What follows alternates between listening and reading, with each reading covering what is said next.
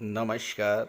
मैं वीके शास्त्री अपने चैनल के माध्यम से आप सभी दर्शकों का बहुत बहुत स्वागत करता हूं।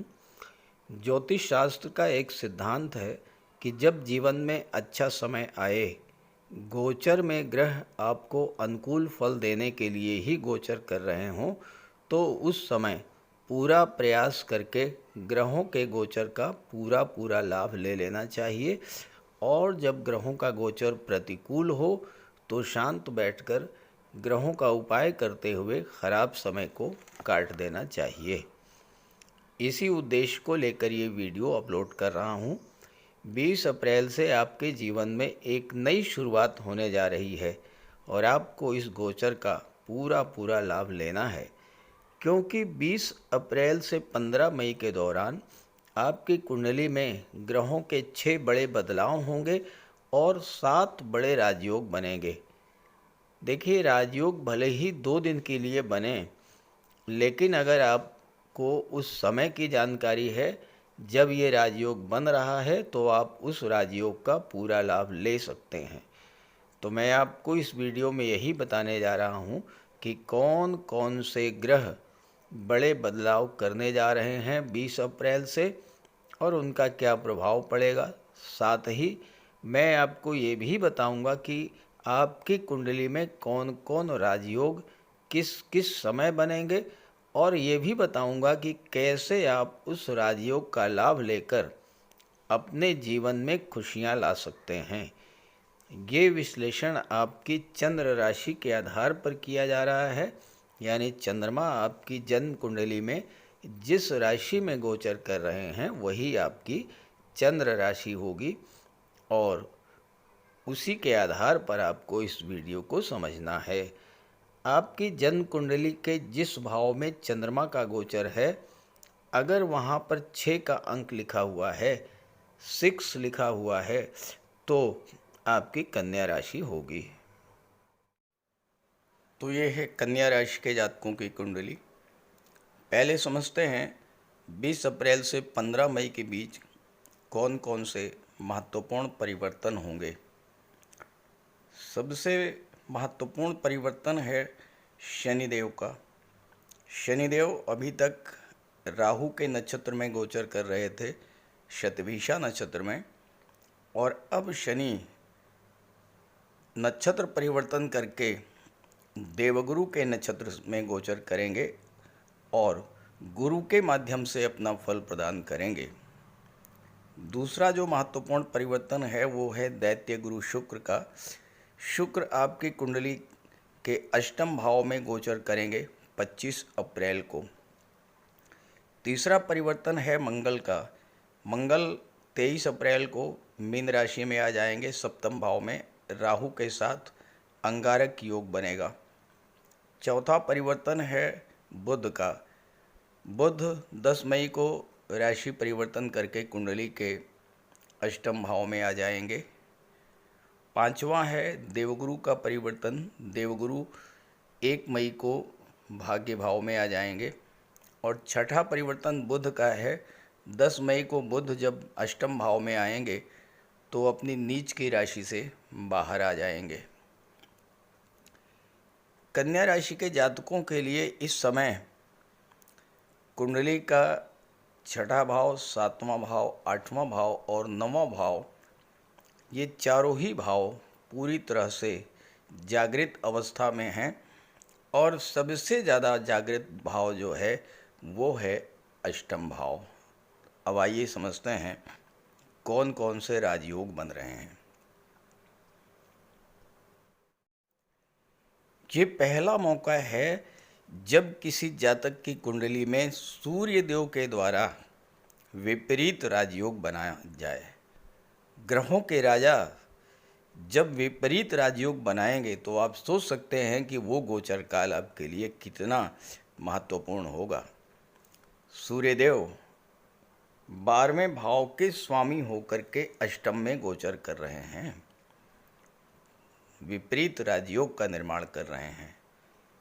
शनिदेव छठे के स्वामी होकर छठे में गोचर कर रहे हैं, शनि भी विपरीत राजयोग बना रहे हैं। दो बड़े ग्रह, दो महत्वपूर्ण ग्रह शनि और सूर्य दोनों ही विपरीत राजयोग बना रहे हैं आपकी कुंडली में। और ये विपरीत राजयोग तब बनता है जब छठे, आठवें और 12वें भाव का स्वामी छठे, आठवें और 12वें भाव में गोचर करता है। बुध आपके कुंडली में अष्टम भाव में आएंगे 10 मई को, और यहाँ पर सूर्य बुध का बुधादित्य राजयोग बनेगा। बुध शुक्र का लक्ष्मी नारायण योग बनेगा। गुरु और शुक्र का गज लक्ष्मी राजयोग बनेगा। हालांकि ये राजयोग थोड़े समय के लिए ही बनेंगे, लेकिन ये राजयोग आपके लिए बहुत महत्वपूर्ण हैं। यहाँ पर देखिए 10 मई को बुध आ जाएंगे, 19 मई तक शुक्र रहेंगे, तो 9 दिन के लिए बुध शुक्र का लक्ष्मी नारायण योग बनेगा। गुरु 1 मई को राशि परिवर्तन करेंगे। शुक्र 25 अप्रैल को यहाँ पर आएंगे।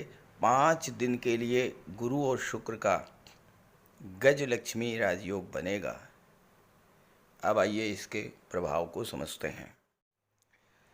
आपकी कुंडली का जो 8वां भाव है, ये इस समय पूरी तरह से जागृत है। और जब 8वां भाव जागृत होता है तो जीवन में बहुत बड़ा परिवर्तन होता है, क्योंकि 8वां भाव परिवर्तन का है। 8वां भाव गुप्त धन का है। और इस समय चतुर्ग्रही योग आपकी कुंडली के अष्टम भाव में बना हुआ है। सूर्य की बात करें, सूर्यदेव 12वें भाव के स्वामी होकर के 8वें भाव में गोचर कर रहे हैं, और सूर्य की दृष्टि धन के भाव पर पड़ रही है। सूर्य ग्रहों के राजा हैं, और ग्रहों के राजा जब विपरीत राजयोग बनाएं और धन के भाव पर दृष्टि पड़े, तो आपकी आर्थिक समस्याओं को समाप्त करने के लिए ही सूर्य का गोचर हुआ है अष्टम भाव में। 8वां भाव गुप्त धन का है। आपका कोई पैसा विदेश में फंसा हुआ है, प्रयास करेंगे आप, 15 मई से पहले आपको वो धन मिल जाएगा। आपका कोई बिजनेस कॉन्ट्रैक्ट विदेशों से है, कॉन्ट्रैक्ट फाइनल नहीं हो पा रहा है, वो फाइनल हो जाएगा। कोई बिजनेस डील हुई, आपने पैसा लगा दिया, लेकिन पैसा आपका रिकवर नहीं हो पा रहा है, ये कार्य सूर्य कराएंगे। विदेशों में आप उच्च शिक्षा के लिए जा सकते हैं, विदेश में आप सेटल भी हो सकते हैं, क्योंकि सूर्य और गुरु एक साथ हैं। गुरु की दृष्टि भी 12वें भाव पर है, और गुरु की दृष्टि चौथे भाव पर है। तो चौथे भाव का 12वें भाव का संबंध बन रहा है।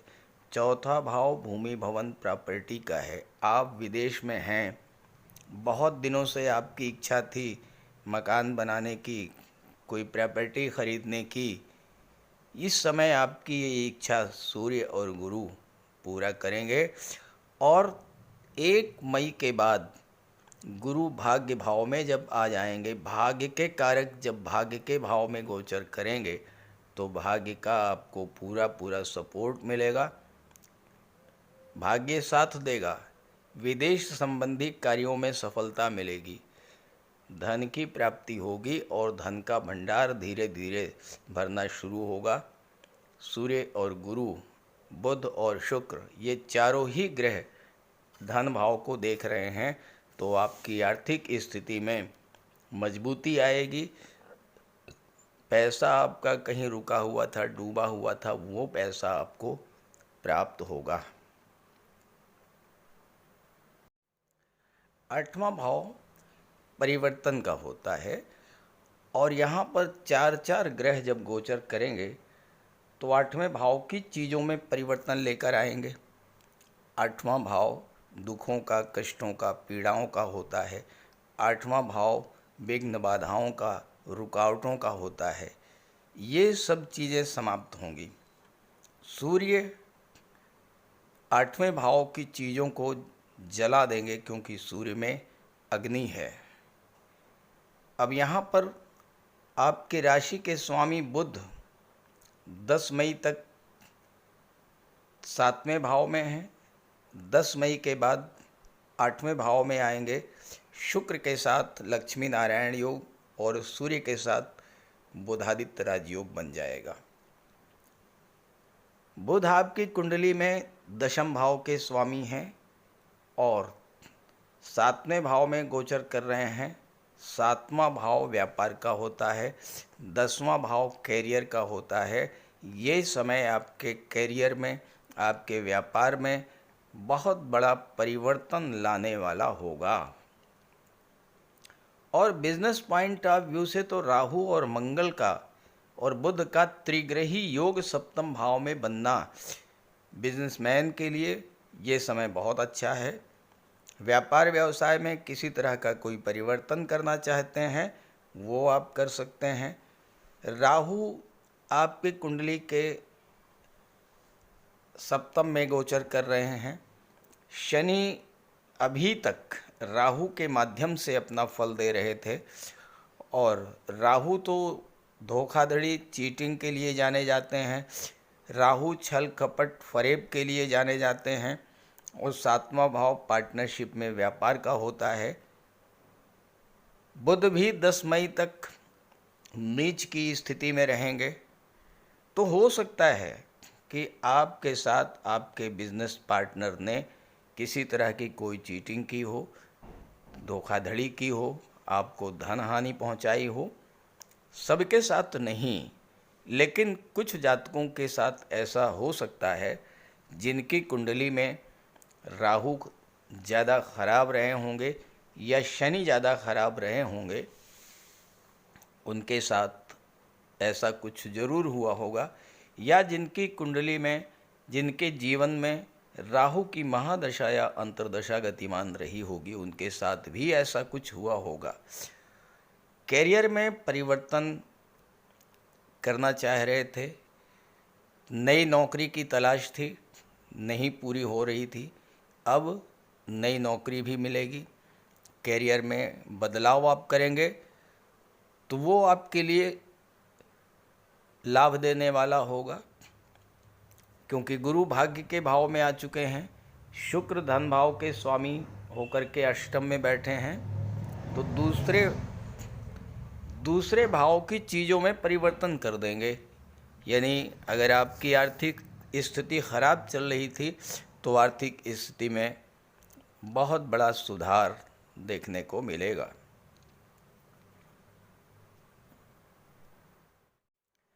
शुक्र 25 अप्रैल से 8वें भाव में आएंगे। शुक्र भाग्य के स्वामी हैं, परिवर्तन के भाव में बैठे हैं, तो आपके भाग्य को बदल देंगे, आपकी किस्मत को चमका देंगे। गुरु के साथ गजलक्ष्मी राजयोग भले ही 4 दिन के लिए बन रहा है, 5 दिन के लिए बन रहा है, लेकिन इन 5 दिनों में आपके चौथे भाव को बदल करके रख देंगे। यानी भौतिक सुख सुविधाओं की बाढ़ ला देंगे केवल 4 दिनों में। गजलक्ष्मी योग का मतलब माता लक्ष्मी गज पर सवार होकर, हाथी पर सवार होकर के आपके घर में प्रवेश करेंगी। तो इन 5 दिनों में आपके घर में कोई धार्मिक या मांगलिक आयोजन हो सकता है, कोई शादी ब्याह, बच्चे का नामकरण, बच्चे का जन्मोत्सव, इस तरह की चीज़ें हो सकती हैं। शुक्र धन के स्वामी हैं, गुरु के साथ हैं, गुरु चौथे भाव के स्वामी हैं।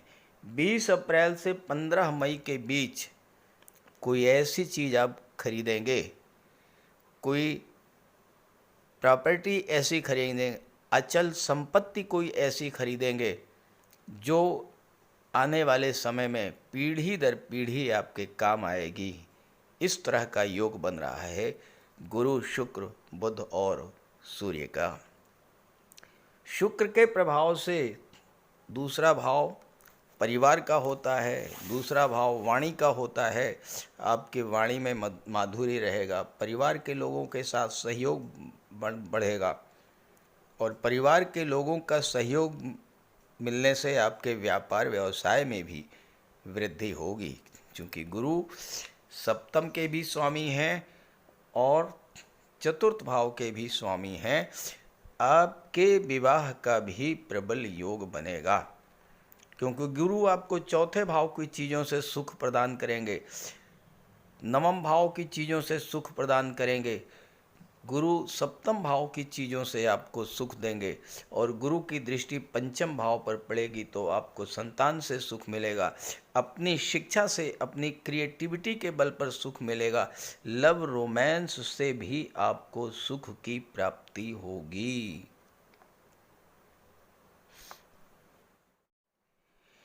इसमें कोई दो राय नहीं है कि कन्या राशि के जातकों के लिए शनि अभी तक अच्छा फल नहीं दे रहे थे। भले ही शनि विपरीत राजयोग बना रहे हैं छठे भाव में, लेकिन राहु के नक्षत्र में गोचर कर रहे थे शतभिषा में।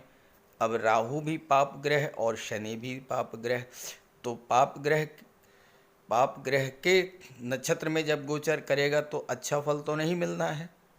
छठे भाव के खराब फल आपको मिल रहे थे। शत्रुता बढ़ी हुई थी, स्वास्थ्य आपका खराब हो रहा था, खर्चे इतना ज़्यादा बढ़ गए थे कि बिला वजह कर्ज लेना पड़ा आपको। ये सब समस्याएं आपके साथ रहीं। कोर्ट कचहरी, चूँकि 12वें भाव पर दृष्टि पड़ी शनि की, तो खर्चे तो बढ़े ही बढ़े। कोर्ट कचहरी और अस्पताल के चक्कर भी कुछ जातकों को लगाने पड़े होंगे। चिंता, तनाव, ये सब इतना बढ़ा होगा कि हो सकता है आपकी रातों की नींद तक उड़ गई हो। ये सब शनि ने आपके साथ किया होगा। लेकिन अब शनि गुरु के नक्षत्र पूर्वा भाद्रपद में गोचर कर रहे हैं। पूर्वा भाद्रपद परिवर्तन का नक्षत्र है, अत्यधिक ऊर्जावान नक्षत्र है। आपको ऊर्जा से भरेगा ये नक्षत्र। और चूँकि अष्टम भाव में इस समय 4 ग्रहों का गोचर है, अष्टम भाव परिवर्तन का है, पूर्वा भाद्रपद परिवर्तन का नक्षत्र है, तो आपके जीवन में एक बहुत बड़ा सकारात्मक परिवर्तन देखने को मिलेगा। कोई शत्रुता, कोर्ट कचहरी का मैटर, अस्पताल के चक्कर, ये सब खत्म होंगे। कर्ज से मुक्ति मिलेगी। शनि छठे भाव में बैठे हैं। यहाँ पर आपको मैं कुछ ज़रूरी बातें समझाना चाहता हूँ। शनि के गोचर का और बाकी सभी ग्रहों के गोचर का अगर आप पूरा लाभ लेना चाहते हैं तो छठे भाव को मजबूत कीजिए। छठे भाव को आप कैसे मजबूत करेंगे? यहाँ शनि विपरीत राजयोग बना रहे हैं, तो इसका कैसे लाभ लेंगे, इसको समझें आप। कुछ बातें ऐसी हैं जो आप अगर समझ लेंगे तो ग्रहों का गोचर जो देना चाहता आपको, जो फल आप प्राप्त कर रहे हैं, उसमें कई गुना वृद्धि हो जाएगी। देखिए, शनि छठे भाव में है, शनि कर्म के कारक हैं। छठा भाव जो होता है ये आपके डेली रूटीन को शो करता है। तो अपना डेली रूटीन सही कीजिए। एक फिक्स टाइम हर कार्य के लिए बना लीजिए, टाइम टेबल के अकॉर्डिंग काम करिए, पहला। दूसरी बात, छठा भाव सर्विस सेक्टर का होता है, तो जो भी कार्य करिए वो सेवा भाव से कीजिए। त्वदीयम वस्तु गोविंदम तुभ्यमेव समर्पयामि। हे प्रभु, ये जो कुछ भी मैं कर रहा हूँ ये मैं नहीं कर रहा हूँ, ये आपके द्वारा ही किया जा रहा है। जो कुछ आप दे रहे हैं वो सब आपका ही है और आपकी चीज़ आपको ही दे रहा हूँ। मात्र मैं तो एक निमित्त हूँ, मैं तो एक माध्यम हूँ कुछ करने के लिए। इस भावना के साथ कार्य कीजिए। चाहे आपकी कोई फैक्ट्री हो, चाहे आपकी कोई इंडस्ट्री हो, चाहे कोई बड़ा बिजनेस हो, इसी भावना के साथ कार्य कीजिए। और छठा भाव जो है ये आपके एम्प्लॉइज़ को शो करता है, आपके सर्वेंट्स को शो करता है, आपके अधीनस्थ जो भी कार्य कर रहे हैं उनके साथ अपना व्यवहार बहुत अच्छा रखिए। ये छठे भाव में शनि चाहते हैं। और शनि की दृष्टि 12वें भाव पर पड़ रही है। 12वें भाव के सभी शुभ फल आपको मिलना शुरू हो जाएंगे। खर्चे समाप्त होंगे, पैसा इकट्ठा होना शुरू हो जाएगा, विदेश संबंधी कार्यों में सफलता मिलेगी। और 12वें भाव को जागृत करना है तो दान पुण्य चैरिटी को अपनाइए। अपनी इनकम में से कुछ पार्ट गरीबों की मदद के लिए रखिए, दान करिए। धर्म और अध्यात्म से जुड़ कर के चलिए, और गुरु बैठे हैं जो कि धर्म अध्यात्म के सत्कर्म के कारक होते हैं, वो बैठे हैं भाग्य के भाव में। 20 अप्रैल से 15 मई के बीच कहीं तीर्थ यात्रा पर निकल जाइए, किसी लंबी यात्रा पर चले जाइए, देव दर्शन के लिए चले जाइए। चमत्कार होके रहेगा 20 अप्रैल से 15 मई के बीच। एक बहुत ही चमत्कारिक योग बन रहा है आपकी कुंडली में राहु और मंगल का। राहु और मंगल का जो अंगारक योग है, ये ऐसा योग है जो बहुत कुछ देने वाला योग भी है और बहुत कुछ छीनने वाला भी योग है। मंगल क्या है? मंगल है अग्नि। राहु क्या है? राहु है वायु। अग्नि तत्व वायु तत्व जो ग्रह एक साथ होंगे तो अग्नि भड़केगी, और जब अग्नि भड़केगी तो चीज़ों को जला करके राख करेगी। क्योंकि राहु में बहुत ज़्यादा ऊर्जा है, मंगल में बहुत ज़्यादा ऊर्जा है, और इस गोचर काल में 23 अप्रैल से आने वाले 45 दिन तक अगर आपने राहु मंगल की ऊर्जा को नियंत्रित कर लिया तो आप समझ लीजिए कि ये ही अकेले आपकी जीवन की दशा दिशा को बदल देंगे। तो कैसे नियंत्रित करेंगे? राहु और मंगल दोनों के लिए बजरंगबली की आराधना कीजिए। मंगल भी शांत रहेंगे, राहु भी शांत रहेंगे। यहाँ मंगल की दृष्टि, राहु की दृष्टि आपके लग्न पर है, मंगल की दृष्टि दूसरे भाव पर है जो कि वाणी का भाव है, और मंगल की दृष्टि दशम भाव पर है। अब अंगारक योग क्या होता है? अंगारक योग अंगारे की तरह जलाने वाला योग होता है। मंगल क्या है? क्रोध के कारक हैं, जल्दबाजी के कारक हैं, उग्रता के कारक हैं, लड़ाई झगड़े के कारक हैं। राहु क्या है? राहु चीज़ों को मल्टीप्लाई कर देते हैं, कई गुना बढ़ा देते हैं। अब क्रोध आया, एकदम से राहु बढ़ा देंगे, बहुत तीव्र विस्फोटक स्थिति पैदा कर देंगे। तो क्या होगा? सप्तम भाव खराब होगा, परिवार में विवाद की स्थिति बनेगी। ये राहु मंगल का अंगारक योग ऐसा योग है, पति पत्नी के बीच सेपरेशन की स्थिति तक पैदा कर देता है। अब अंगारक योग का निगेटिव इफेक्ट आपके कार्य क्षेत्र पर पड़ेगा। कार्यस्थल पर सीनियर्स से, बॉस से, सहयोगियों से तनाव की स्थिति बनेगी। छोटी सी बात होगी, बहुत ज़्यादा बढ़ जाएगी, तूल दे देंगे राहु उसको। लग्न पर दृष्टि पड़ेगी, आपके अंदर क्रोध, उग्रता और जल्दबाजी बढ़ेगी।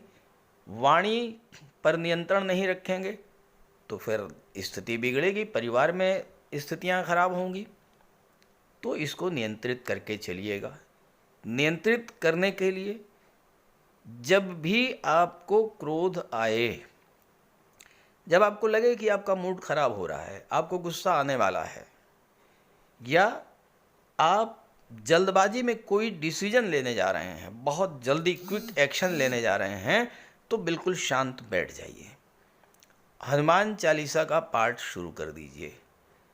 अगर पानी मिल सके तो 1 गिलास भर करके पानी से अपने सामने रख लीजिए और हनुमान चालीसा का पाठ शुरू कर दीजिए। जब हनुमान चालीसा का पाठ समाप्त हो, उस जल को ग्रहण कर लीजिए, पानी पी जाइए पूरा। आप देखेंगे आपका मन एकदम शांत हो जाएगा, जल्दबाजी की प्रवृत्ति समाप्त हो जाएगी। कोई डिसीजन लेने से पहले 100 बार सोचिएगा, तब कोई डिसीजन लीजिएगा। और ध्यान दीजिएगा, ये 45 दिन तक ये स्थिति रहेगी। बहुत बच करके रहना है, बहुत सावधान रहना है।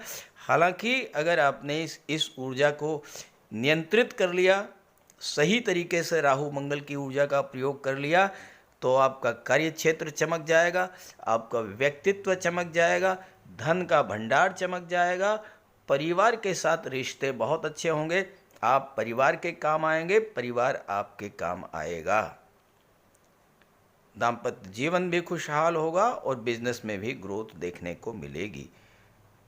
तो ये बातें अगर आपको अच्छी लग रही हैं, बात से आप सहमत हैं, तो अपने साथियों मित्रों को ज़रूर शेयर कीजिएगा और जो उपाय, जो सावधानियां मैंने बताई उसको पूरी तरह से पालन कीजिएगा। ये 20 अप्रैल से 15 मई का गोचर काल आपके जीवन को बदलने वाला है। नमस्कार।